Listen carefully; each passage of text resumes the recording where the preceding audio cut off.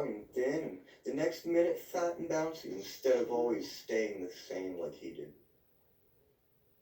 Their feet patted softly on the ground, and they crept quietly close to him, twitching their noses while the rabbit stared hard to see which side the clockwork stuck out. For he knew that people who jumped generally have something to wind up, but he couldn't see it. They were evidently a new kind of rabbit altogether. They stared at him, and the little rabbit stared back, and all the time their noses twitched. "Why don't you get up and play with us?" one of them asked. "I don't feel like it," said the rabbit, for he did not want to explain that he had no clockwork. "Oh," said the furry rabbit, "it's as easy as anything," and he gave a big hop sideways and stood up on his hind legs. "I don't believe you can," he said. "I can," said the little rabbit. "I can jump higher than anything." He meant when the boy threw him, but of course he didn't want to say so. "Can you hop on your hind legs?" asked the furry rabbit. That was a dreadful question for the Velveteen Rabbit. Had no hind legs at all. The back of him was made all in one piece, like a pincushion. He sat still in the bracken and hoped that the other rabbits wouldn't notice. "I don't want to," he said. But the wild rabbits have very sharp eyes, and this one stretched out his neck and looked. "He hasn't got any hind legs," he called out. "Fancy a rabbit without any hind legs." And he began to laugh. "I have," cried the little rabbit. "I have got hind legs. I'm sitting on them." "Then stretch them out and show me, like this," said the wild rabbit. And he began to whirl around and dance till the little rabbit got quite dizzy. "I don't like dancing," he said. "Rather sit still." But all the while he was longing to dance, for a funny new tickling feeling ran through him, and he felt he would give anything in the world to be able to jump about like these rabbits did. The strange rabbit stopped dancing and came quite close. He came so close this time that his long whiskers brushed the Velveteen's ear, and then he wrinkled his nose suddenly and flattened his ears and jumped backwards. "He doesn't smell right," he exclaimed. "He isn't a rabbit at all. He isn't real." "I am real," said the little rabbit. "I am real. The boy said so." And he nearly began to cry. Just then there was a sound of footprints, and the boy ran past near them, and with a stamp of a foot and a flash of white tails, the two strange rabbits disappeared. "Come back and play with me," called the little rabbit. "Oh, do come back. I know I am real." But there was no answer. Only the little ants ran to and fro, and the bracken swayed gently where the two strangers had passed. The Velveteen Rabbit was all alone. "Oh dear," he thought. "Why did they run away like that? Why couldn't they stop and talk to him?" For a long time he lay very still, watching the bracken and hoping that they would come back. But they never returned. And presently the sun sank lower and the little white moths fluttered out, and the boy came and carried him home. Weeks passed, and the little rabbit grew very old and shabby, but the boy loved him just as much. He loved him so hard that he loved all his whiskers off, and the pink lining to his ears turned gray, and his brown spots faded. He even began to lose his shape, and he scarcely looked like a rabbit anymore, except to the boy. To him he was always beautiful, and that was all that the little rabbit cared about. He didn't mind how he looked to other people, because the nursery magic had made him real, and when you are real, shabbiness does not matter. And then, one day the boy was ill. His face grew flushed and he talked in his sleep, and his little body was so hot that it burned the little rabbit when he held him close. Strange people came and went in the nursery, and the light burned all night, and through it the little Velveteen Rabbit lay there, hidden from sight under the bedclothes, and he never stirred, for he was afraid that if they found him, someone might take him away, and he knew that the boy needed him. It was a long, weary time, for the boy was too ill to play, and the little rabbit found it rather dull, nothing to do at all.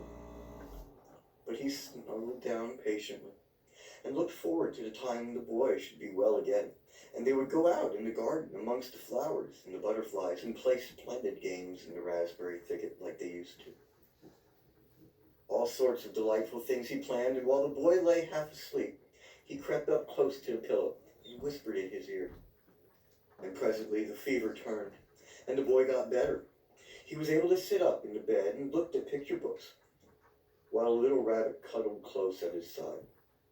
And one day, they let him get up and dress. It was a bright, sunny morning, and the windows stood wide open. They had carried the boy out onto the balcony, wrapped in a shawl, and the little rabbit lay tangled up amongst the bedclothes, thinking.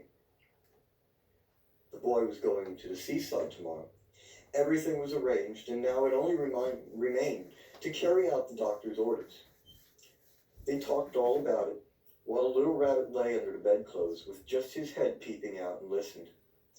The room was to be disinfected, and all the books and toys that the boy had played with in the bed must be burnt. Hurrah, thought the little rabbit. Tomorrow we shall go to the seaside, for the boy had often talked of the seaside, and he wanted to very much see the big waves coming in and the tiny crabs in the sand castles. Just then, Nana caught sight of him. How about his old bunny, she asked. That, said the doctor. Why, it's a mess of scarlet fever germs. Burn it all once. What? Nonsense. Get him a new one. He mustn't have that anymore. So the little rabbit was put into a sack with the old picture books and a lot of rubbish, and carried out to the end of the garden behind the fowl house. That was a fine place to make a bonfire. Only the gardener was too busy just to tend to it. He had the potatoes to dig and the green peas to gather, but next morning he promised to come out quite early and burn the whole lot. That night the boy slept in a different room, and he had a new bunny to sleep with him. It was a splendid bunny, all white plush with real glass eyes, but the boy was too excited to care very much about it, for tomorrow he was going to the seaside, and that in itself was such a wonderful thing that he could think of nothing else. And while the boy was asleep, dreaming of the seaside, the little rabbit lay among the old picture books in the corner behind the fowl house, and he felt very lonely. The sack had been left untied, and so by wiggling a bit, he was able to get his head through the opening and looked out. He was shivering a bit, for he has always been used to sleeping in proper bedding, and by this time his coat had worn so thin and threadbare from hugging that it was no longer any protection to him. Nearby he could see the thicket of raspberry canes, growing tall and close like a tropical jungle, in whose shadow he played with the boy on bygone mornings. He thought of those long sunlit hours in the garden, how happy they were, and a great sadness came over him. He seemed to see them all pass before him, each more beautiful than the other, the fairy huts in the flower bed, the quiet evenings in the wood when he lay in the bracken and the little ants ran over his paws, the wonderful day when he first knew that he was real. He thought of the skin horse, so wise and gentle, and all that he had told him.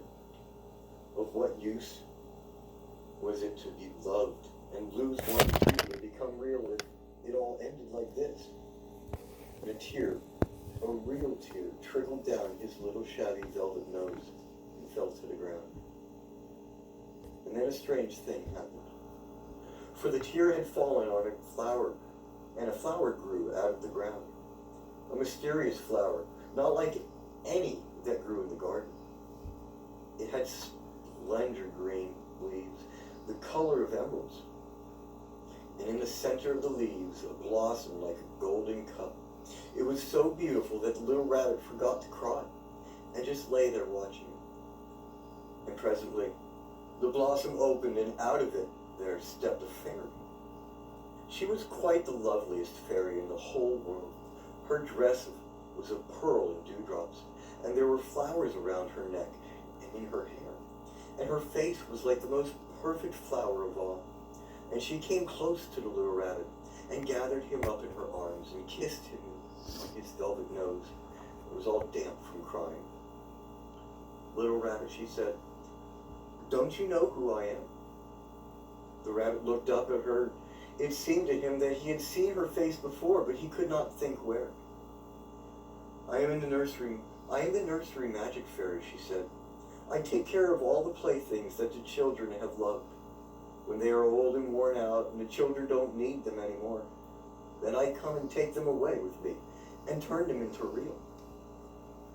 Wasn't I real before? Asked the little rabbit. You were real to the boy, the fairy said, because he loved you. Now you shall be real to everyone. She held the little rabbit close in her arms and flew with him into the wood.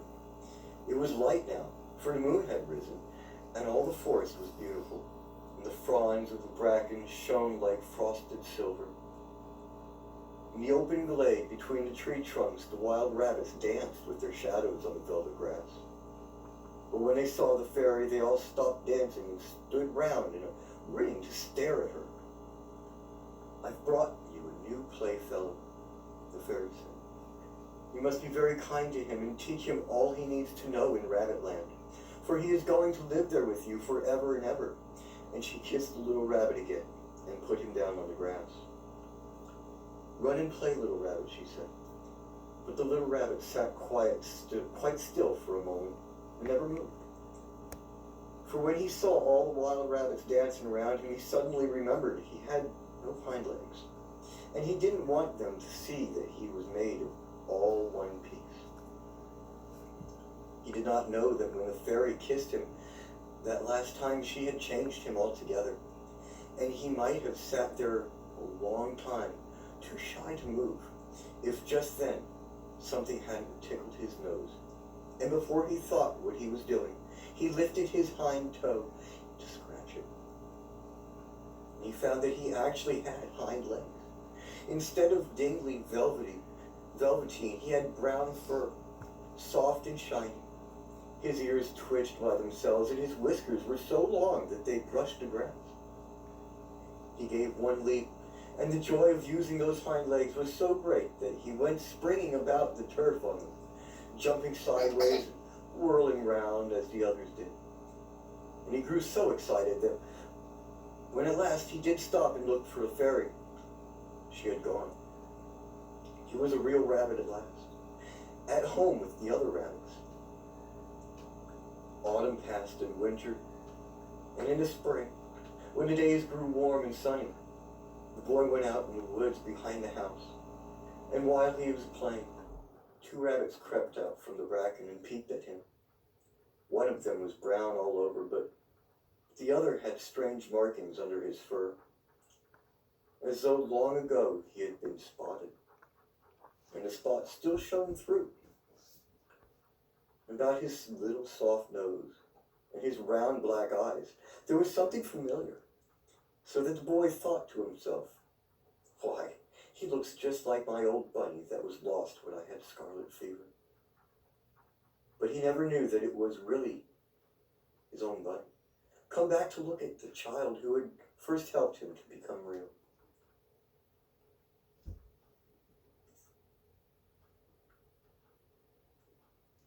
Daddy loves you, Malachi. Daddy loves you.